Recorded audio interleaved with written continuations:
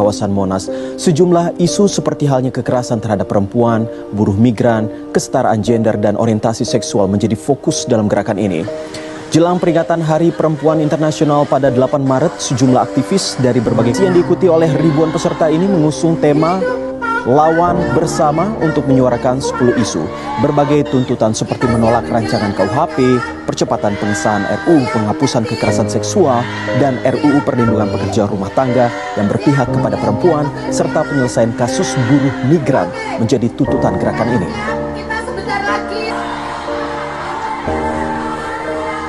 Hari ini, pemirsa, fenomena LGBT kembali menjadi perbincangan hangat di publik setelah penampilan pasangan gay di sebuah platform sosial media yang kemudian viral. Ya, kita akan lebih lanjut mendengarkan bagaimana pendapat narasumber, tapi memang dari kalimat yang diucapkan atau disampaikan oleh Pak Mahfud MD ini ada terbagi menjadi dua. Kalau saya bisa bilang intinya adalah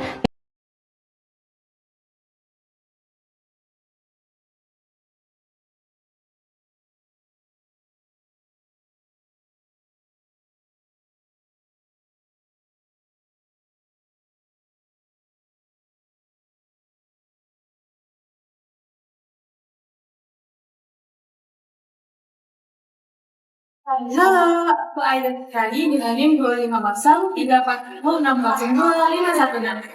Halo, perkenalkan nama saya juga Rizky dengan NIM 25034124301. Halo, perkenalkan nama aku Naisila Alesa Fitri dengan NIM 25041261186. Halo, nama aku Lajoti Aja dengan NIM 25043162991. Halo, aku Andrea Riki Daminanda dengan NIM 250411619457.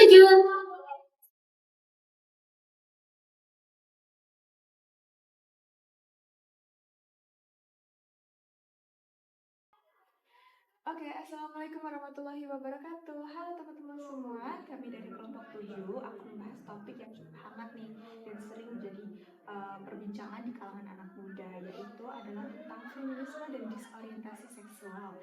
Nah, kalau kita lihat sekarang nih, isu ini tuh sering banget muncul di media sosial, bahkan kadang jadi perdebatan. Nah, di sini kita akan bahas tuntas mengenai faktanya, problematikanya yang terjadi di masyarakat, sampai ke solusi untuk mengatasi hal tersebut menurut perspektif Islam.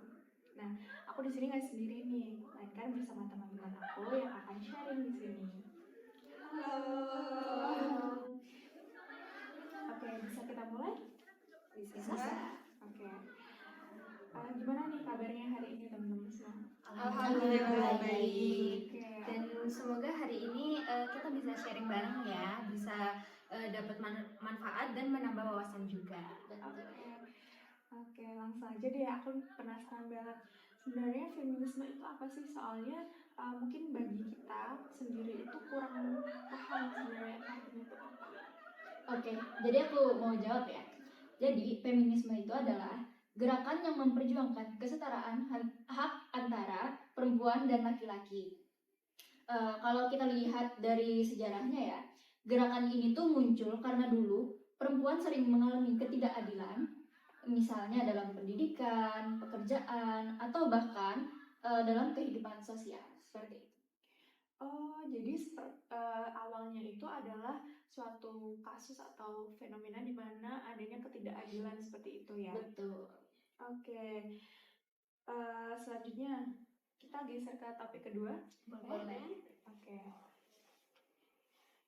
Iya benar, bahkan dalam Islam sendiri perempuan sangat dimuliakan. Perempuan punya hak untuk mendapatkan pendidikan, dihormati sebagai ibu dan memiliki kedudukan yang tinggi.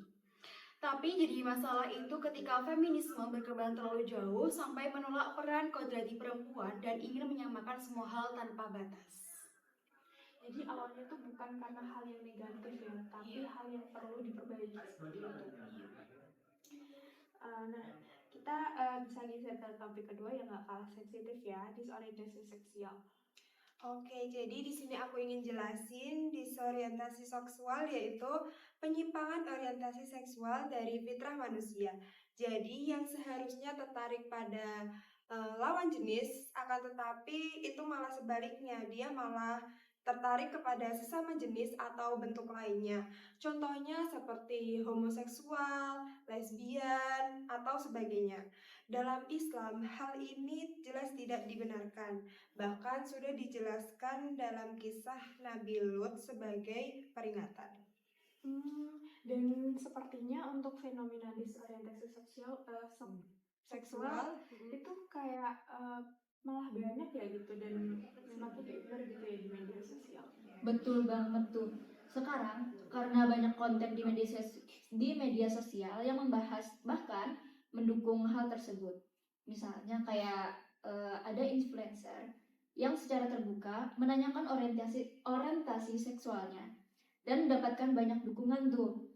Bahkan di beberapa negara juga kayak gitu kan, pernikahan sesama jenis sudah dilegalkan. Hal ini akhirnya mempengaruhi cara pandang masyarakat tuh, terutama generasi muda kayak kita sekarang ini. Oke, berarti lingkungan sekarang tuh punya pengaruh yang besar banget ya kalau dipikir-pikir. Karena kita gampang banget tuh nemu konten-konten di media sosial mengenai fakta-fakta disorientasi seksual yang sebenarnya tuh itu bukan untuk konsumsi publik gitu ya. Betul banget. Ya, lingkungan media sosial sama pergaulan itu sangat berpengaruh dalam membentuk pola pikir seseorang. Kayak kebanyakan tuh sekarang anak-anak kecil kan udah lihat YouTube, TikTok gitu-gitu kan. Nah itu tuh kayak bikin mereka itu pola pikirnya lebih dewasa dari umurnya. Bahkan dia mengetahui sesuatu yang seharusnya dia belum tahu tentang itu. Kayak gitu sih. Berarti untuk media sosial sendiri itu sebenarnya harus ada pengontrolan gitu ya untuk bagaimana hal-hal tersebut tuh bisa jadi konsumsi yang baik atau enggak.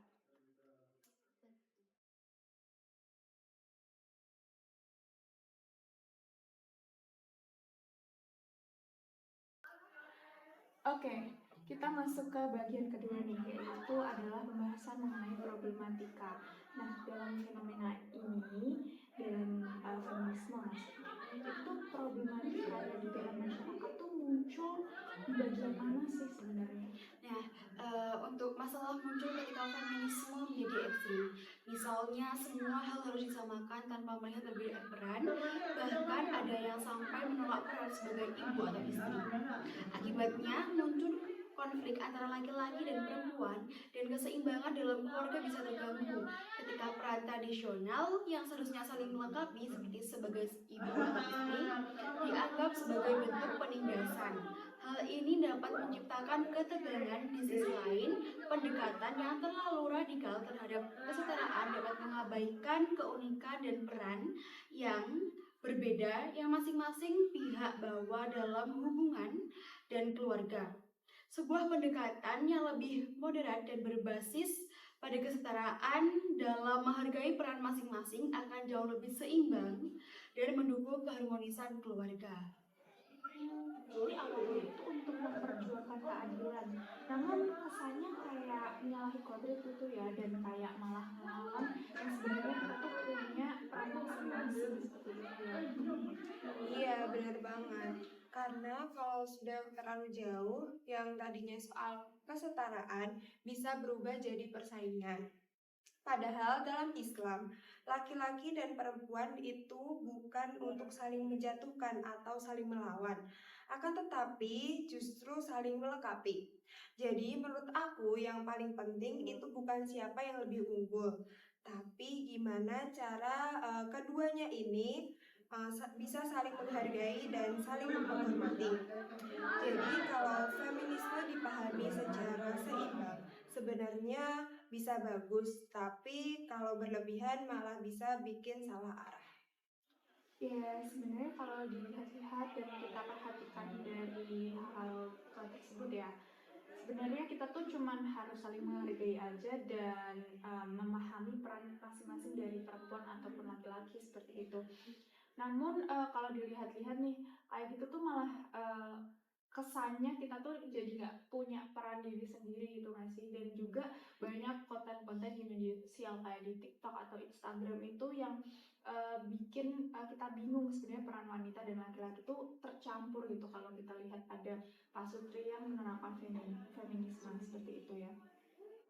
Nah, lanjut nih tentang tadi kan udah feminisme. Sekarang kita akan bahas tentang disorientasi seksual nih.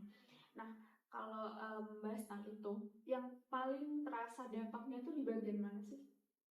Oke, jadi dampaknya tuh cukup luas ya bagi kehidupan kita pada sekarang ini. Mungkin dari sisi agama nih, kayak gitu tuh bertentangan dengan hukum agama gitu ya. Nah, untuk sisi psikologisnya juga sangat bertentangan dengan kayak kita tuh kebingungan dengan identitas diri kita sendiri. Mungkin seperti itu. Dan mungkin dari sisi sosial itu dapat mempengaruhi struktur keluarga. Apalagi sekarang banyak remaja yang banyak mungkin terpengaruh terhadap konten-konten digital ya. Jadi mereka tuh kayak terikut dari konten digital gitu kan. Banyak di konten digital tuh banyak konten-konten yang kurang mengedukasi gitu. Jadi mereka tuh terikut dengan konten-konten yang seperti itu. Jadi mungkin dampaknya tuh semakin rentan terjadi di kehidupan kita yang sekarang ini. Ya, seperti itu.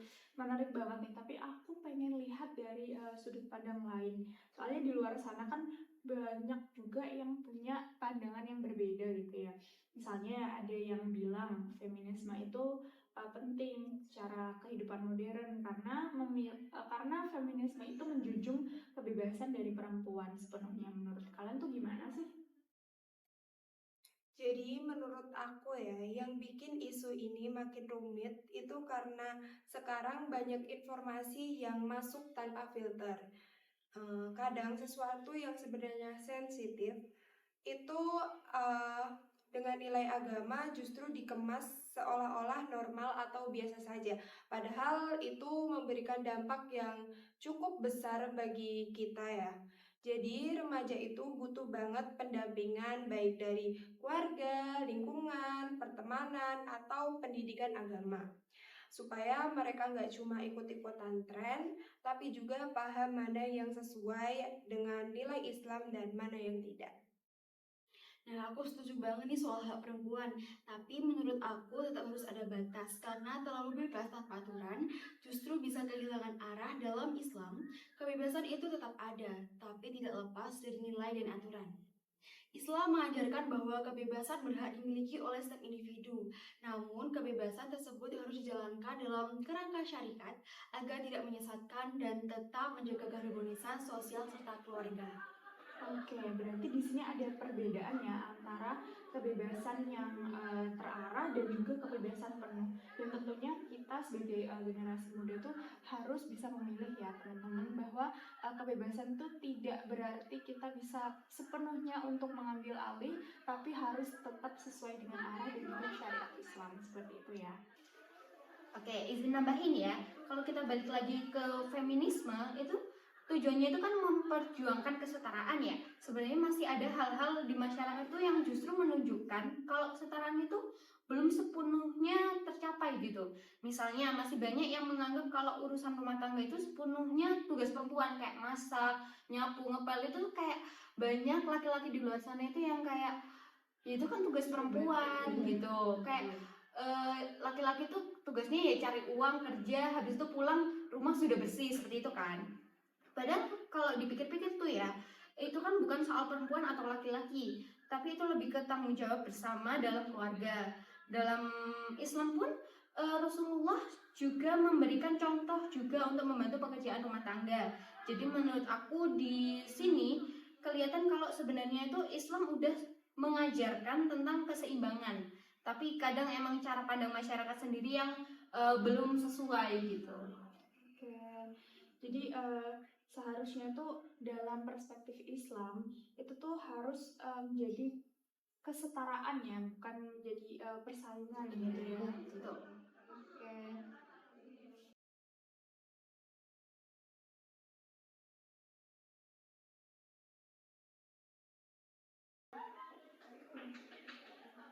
Oke, menarik banget nih. Tapi aku pengen lihat dari sudut pandang lain. Soalnya di luar sana kan juga banyak nih yang punya pandangan berbeda. Misalnya ada yang bilang feminisme modern itu adalah kebebasan untuk perempuan sepenuhnya. Nah, menurut kalian tuh gimana sih sebenarnya? Kalau menurut aku sendiri ya, memang tuh perempuan harus punya kebebasan penuh untuk menentukan hidupnya. Misal dalam karir, pilihan hidup, bahkan tidak harus mengikuti standar masyarakat yang ada. Kadang kan kebanyakan tuh kayak di masyarakat itu menuntut perempuan itu bisa ini, bisa itu gitu. Tapi sebenarnya kita itu juga punya pilihan untuk misal kita memilih untuk kita berkarir, misal kita habis menikah kita tetap berkarir, itu kan sebuah pilihan ya, bukan berarti setelah kita menikah kita harus benar-benar fokus ke rumah tangga. Tapi juga bukan berarti ketika kita memilih berumah tangga dengan sambil berkarir, itu bukan berarti juga rumah tangga itu tidak penting. Itu lebih ke bagaimana kita menyetarakan dua hal itulah, seperti itu. Nah, dari perspektif Islam, tidak semua yang kita inginkan bisa dibenarkan. Ada batasnya. Gak apa-apa kan? Maaf. Aku setuju soal hak perempuan, tapi menurut aku tetap harus ada batas. Kalau terlalu bebas tanpa aturan, justru bisa kehilangan arah. Dalam Islam, kebebasan itu tetap ada, tapi tidak lepas dari nilai dan aturan. Islam mengajarkan bahwa kebebasan berhak dimiliki oleh setiap individu. Namun, kebebasan tersebut harus dijalankan dalam kerangka syariat Islam agar tidak menyesatkan dan tetap menjaga keharmonisan sosial serta keluarga. Oke, berarti ada perbedaan ya antara kebebasan yang penuh dan juga kebebasan terarah. Dan tentunya sebagai generasi muda kita tuh harus benar-benar paham nih apa keputusan dan juga sesuatu yang akan kita ambil itu membuat kita menuju yang lebih baik atau tidak. Jadi tidak sepenuhnya bebas itu berarti kita mengambil alih semuanya, tapi juga harus terarah sesuai dengan syariat Islam. Dengan begitu ya. Iya, benar banget. Aku bisa paham dua sudut pandang itu. Karena kalau perempuan terlalu dibatasi, memang bisa bikin merasa terkekang dan tidak punya ruang untuk berkembang. Tapi di sisi lain, kebebasan juga tetap perlu arah.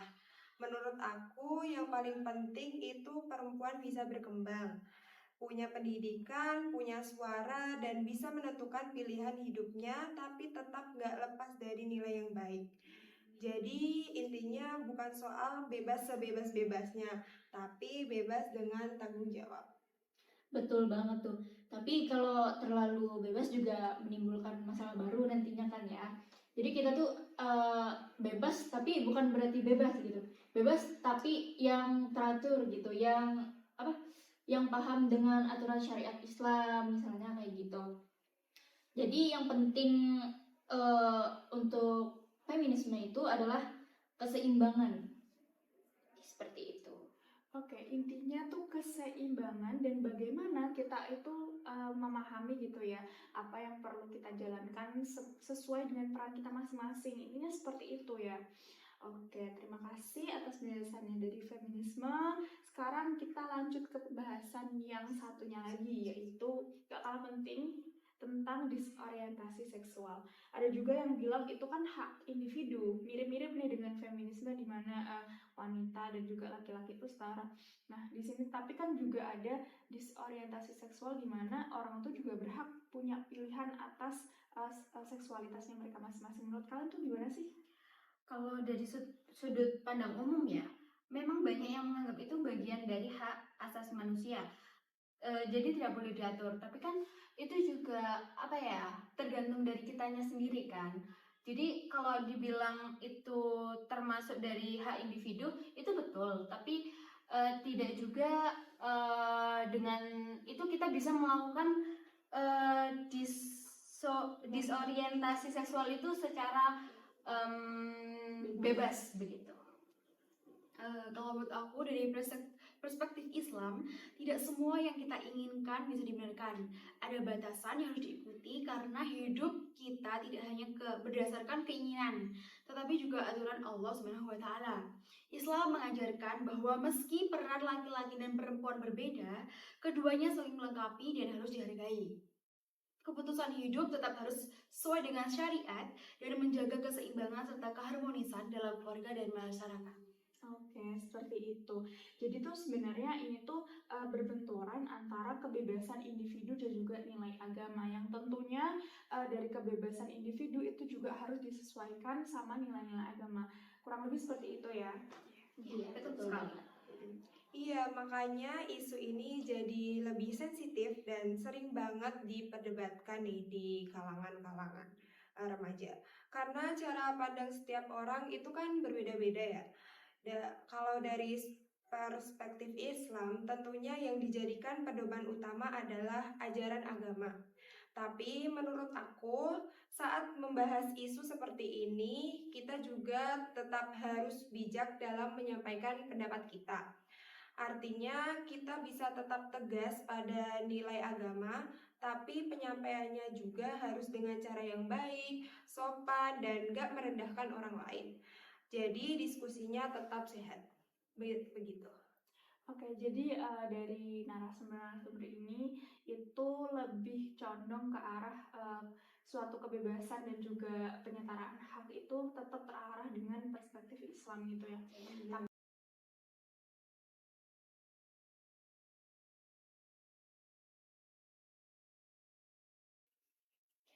Oke, tadi kan kita udah bahas nih dampaknya, terus pengertiannya, terus seperti apa sih sebenarnya fakta di lapangannya, kayak di media sosial dan lain-lain. Sekarang kita masuk ke solusi nih. Menurut Islam, menurut kalian dan juga dari perspektif Islam, bagaimana sih cara untuk menyikapi hal tersebut?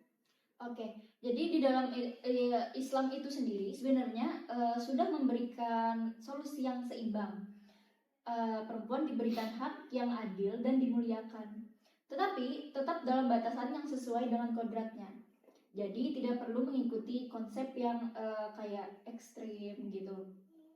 Dan dalam sudut pandang Islam sendiri itu memerlukan pendekatan yang objektif dan jernih.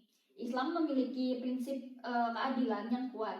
Namun pada area di mana nilai-nilai Islam sejalan dengan feminisme, dan ada pula yang bersinggungan karena perbedaan landasan filosofis.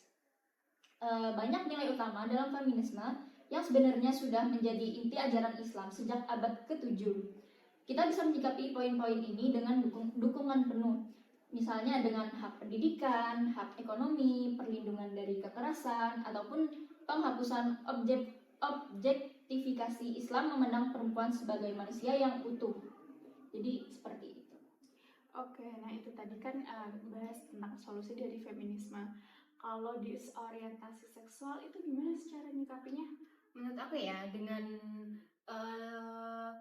situasi sekarang atau zaman sekarang itu edukasi sejak dini itu penting banget. Kayak lingkungan yang baik dan pendekatan yang tidak dihakimi itu tetap tegas dan juga memiliki prinsip gitu. Jadi kalau misalnya kita sudah memiliki kayak edukasi sejak dini, kita kan jadi kayak tahu apa akibatnya, apa sih akibat dari si disorientasi seksual ini. Jadi kayak kita itu bisa mengerti lah gitu dan tidak melakukan hal tersebut. Dan kalau misalnya kita udah dapat edukasi sejak dini, lingkungan pun juga harus ikut mendukung dan jangan juga terlalu keras kepada misal remaja atau seseorang tersebut, karena kalau misalnya terlalu keras itu justru bisa membuat seseorang itu semakin menjauh gitu.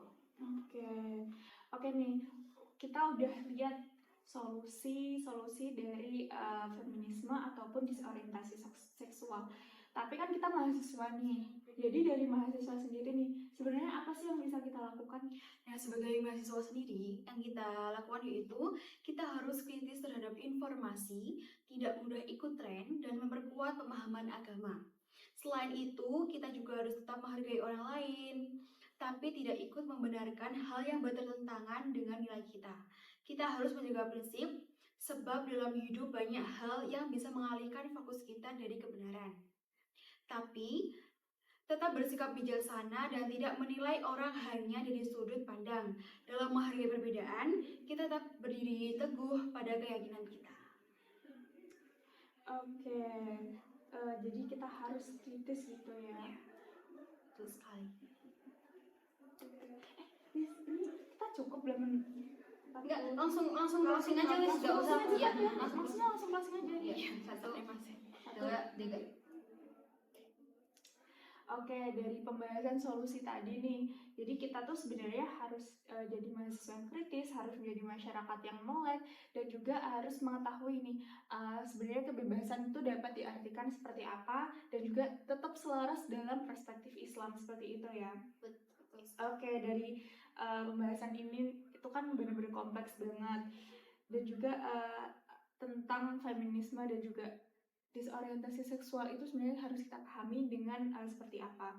Kita harus menyikapinya dengan bijak, memahami dari berbagai sudut pandang, tapi tetap berpegang pada nilai-nilai Islam. Nah, terima kasih untuk teman-teman yang udah berbagi dan juga untuk kalian yang sudah mendengarkan podcast ini. Akhir kalam, langsung aja kita tutup. Wassalamualaikum warahmatullahi wabarakatuh. Bye-bye.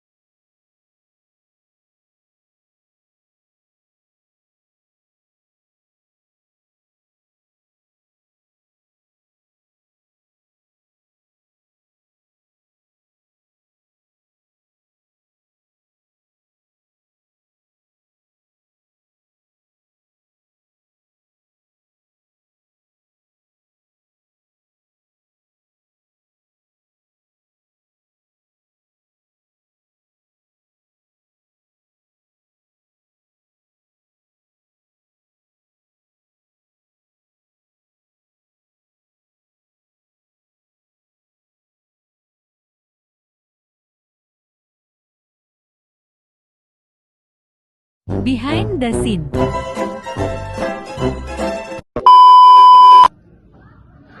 langsung aja Pak.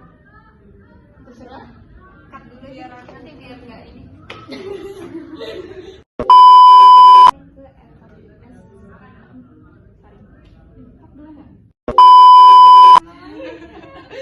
Solusi ternyata, solusi. Langsung yang sebagai mahasiswa apa yang harus kita lakukan? Enggak, langsung closing aja guys, enggak usah. Ya, langsung closing aja ya.